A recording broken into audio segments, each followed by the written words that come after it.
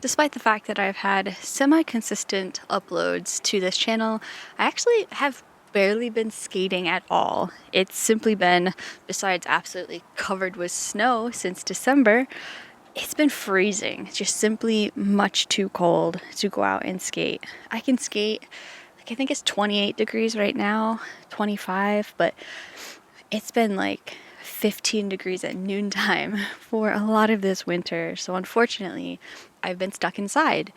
And one thing that I guess I could have been doing this whole time is snow skating.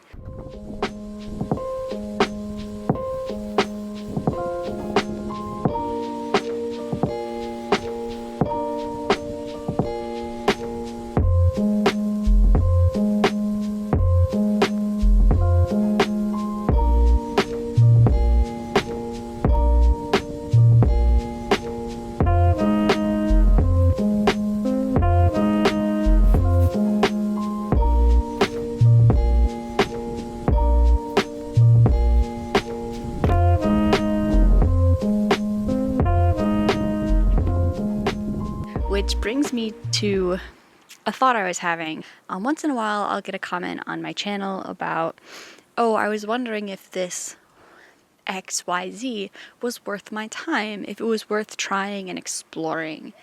And I think that's a really interesting mindset because I used to have it too. I guess back when I started skateboarding, I really wanted everything to be incredibly efficient because I wanted to improve as quickly as possible.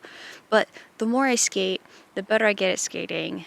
Now that it's been almost 5 years since I started skateboarding and I still can't land things like tray flips. Now that I've gotten this far and a lot of reality has sunk in, I find that I'm no longer really worried whether something's efficient or not.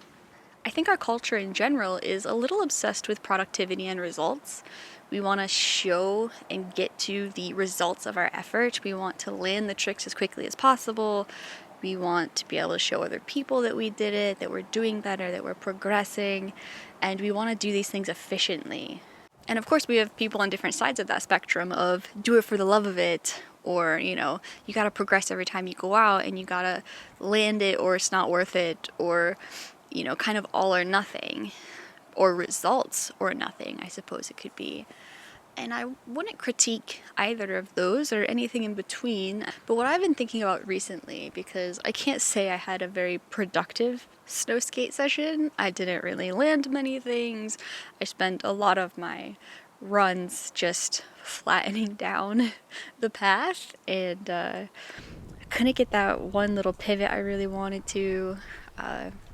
It doesn't really matter. I think that what I've come to realize is that skating, engaging with skateboarding, whether it's snow skating, manuals inside, skating outside, which is my favorite of those, no matter what it is, skateboarding is my recharge activity.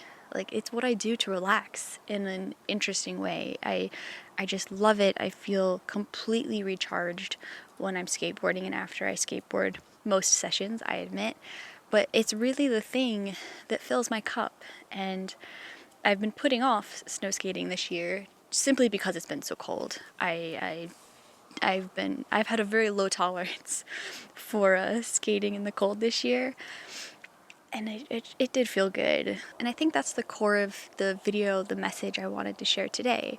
I don't think we have to always be caught up in whether something is worth your time or an efficient use of your time. I mean, if you're doing it, if it fills your cup with joy and you're having fun, I think that's the most important part. I don't snow skate a ton, but when I do, I always enjoy myself. Like, I'm glad I have a snow skate tucked away somewhere that I can always pull out on a relatively nice day when maybe I can't skateboard, but I can snow skate and I can get out and I can engage with this hobby, this activity that brings me so much joy and 100% enriches my life for the better. So perhaps the obvious, or maybe even to some viewers annoying answer, is that yes, snow skating is worth it if you enjoy it. And there also is, I do think, little bits of transfer into regular skateboarding. I mean, if you consider winter and snow season to be the off season of skateboarding, you're getting out, you're keeping it a habit, you're working muscles, you're jumping, you're pushing, you're walking through the snow. It's pretty good cardio, actually. And I do think that there are some tricks that the skills actually transfer kind of well. And so bizarrely enough, one of those for me is 360 shove-its. So 360 shove-its and tray flips are on my list of things that I want to work towards this year. And I truly do think that if I practice 360 shove-its on my snow skate, because it's so big and heavy, what I'll really be able to do is just train my leg and get my leg stronger in that jumping, scooping, shoving motion. I do think it'll transfer quite nicely when it comes to like strength and direction. Because if I want to pop down and shove the board 360 underneath me as much as possible, I do think a lot of that will transfer over to my standard skateboard that should be much smaller, much lighter, and pop a lot easier. There's also just trying to keep your body up in the air that long. So I do think there's a little bit of crossover between the two. But if you're having fun, I do think it's worth the time, whether or not someone else thinks it's efficient. Either way, I hope you're having a good time. I hope you're getting out and enjoying skateboarding in some form. And I hope to see you next time.